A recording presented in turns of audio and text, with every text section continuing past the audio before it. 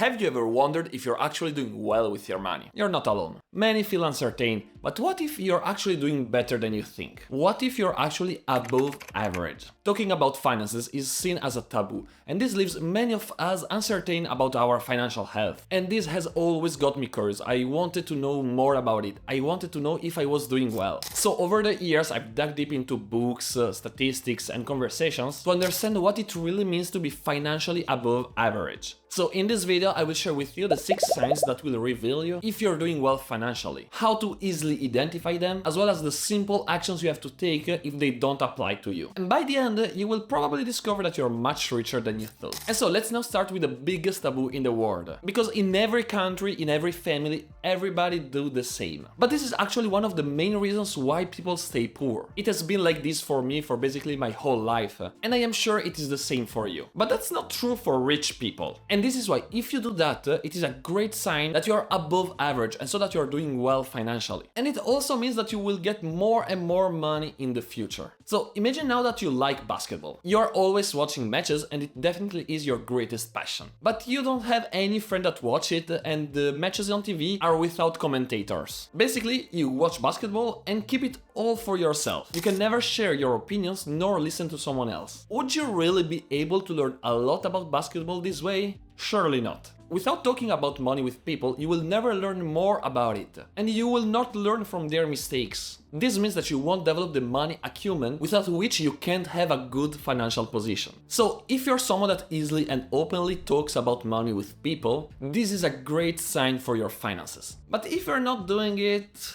well, you're lucky. Because it is actually very simple. You just have to start talking about money with your friends, or if you find it difficult, do it on Reddit. I know it might feel strange in the beginning, but you will rapidly get used to it and it will definitely change your life. But now I want to ask you a question. Do you exactly know how much money you have earned the last month? And do you know how much you have spent? Most people would find it challenging to answer these questions. And it is the same for 65% of the Americans, which have no idea of how much they spent over the last month. So basically, not knowing how much you earn and how much you spend is as if you were living without caring about money, as if it would never finish. And so, not knowing what happens to your money clearly leads to only one result, being poor. This is why it is vital to know how much you earn and how much you spend. And let's be clear, I'm not talking about having a precise budget, because this is something that most of the time doesn't work. I'm talking about having a clear picture if over the last month you spent $2,000 or $3,000.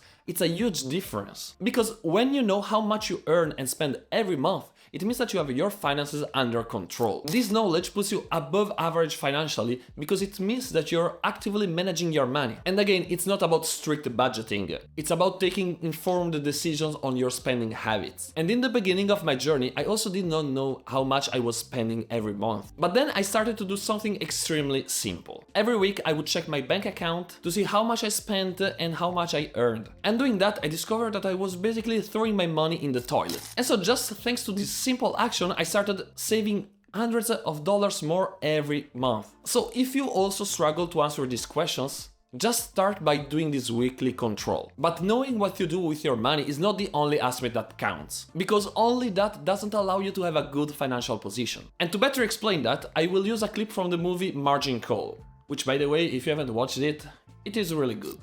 Will, did you really make $2.5 million last year? Sure. How did you spend it all? That was quite quickly. You know, you learn to spend what's in your pocket. $2.5 million goes quickly? All right, let's see. So the tax man takes half up front, so you're left with 1 1/4. My mortgage takes another 300 grand. I send 150 home for my parents, you know, keep them going. So what's that? 800? All right, 800. Spent 150 on a car, about 75 on restaurants, probably 50 on clothes.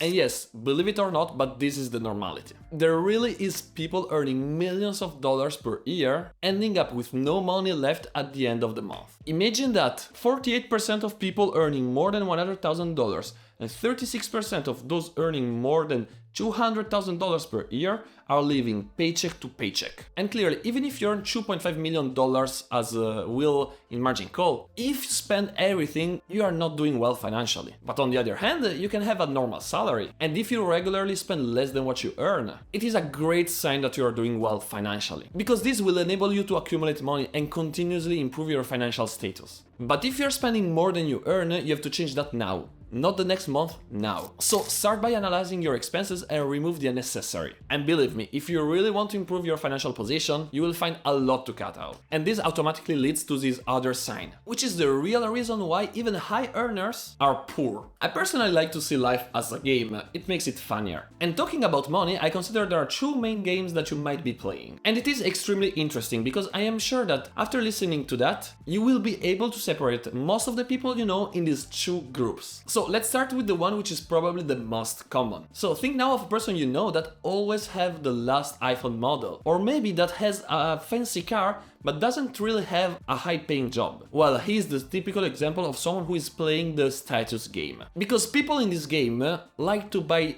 fancy stuff or just do things to show to the others, to impress the others. So basically in this game people are spending their money to show they are wealthy. But believe it or not, those that look rich, most of the time they aren't. They actually are those that struggle the most with their money, because they're always following the new trend and spending all their savings. Then there is the other game, the one you want to take part of. So think now of a person that you know that is always trying to develop himself, that maybe has started his own business, or that is regularly investing his money. Well, this person is playing the wealth game. The game where you use your money to generate wealth, to generate value. And so in this group, you won't find people that are using their money to buy fancy stuff to impress the others. They don't care about their status. And this is what makes people wealthy. This is the type of behavior you should look in yourself. And if you are already doing so, this is a great sign for your finances. But if it is not the case, this is definitely something on which you want to work on. And for sure, the first aspect on which you have to work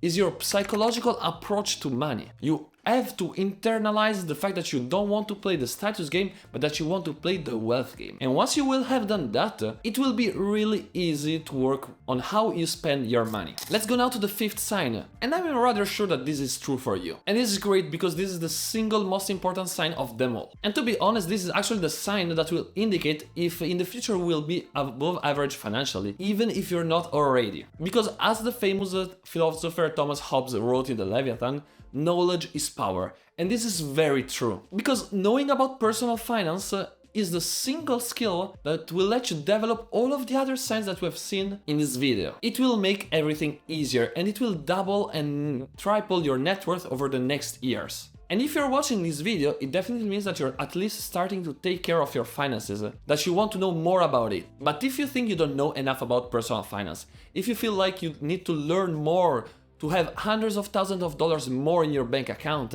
the best thing you can do is to subscribe to this channel, to join a community of other people that also want to be above average financially. So this last sign is actually one of the most important ones. And if it doesn't apply to you, you have to work on it immediately. Because if you don't do it, you will definitely be in the rat race for your whole life. But don't worry, because fortunately it is rather easy to do it. But despite that, too many people don't. And even amongst those that do it, they do it wrong. 85% of Americans save money, but 55% can't even cover an expense of $1,000. And if we talk about investing, 62% of Americans hold at least one stock. But if you look at the bottom 50% of Americans in terms of net worth, you can see that they basically don't own any stock. So the statistics talk clear. The average person doesn't save nor invest enough. But what does it actually mean to be above average in this case? Well, according to Nerds Wallet research, Americans in average save $985 per month. And according to the Federal Reserve, the median value of stocks held by American families is of $52,000. So if you're above these numbers, it means that you're probably saving and investing correctly, and so that you're above average. But in the case you are not, well, don't worry, because again, it is simple. I wasn't above average either, but having a good strategy over the time got me way above that. And just for you, I've simplified this strategy in 5 simple steps, so that it will be super easy for you to do the same. And to do so, you just have to watch this video. Thank you for watching and see you soon.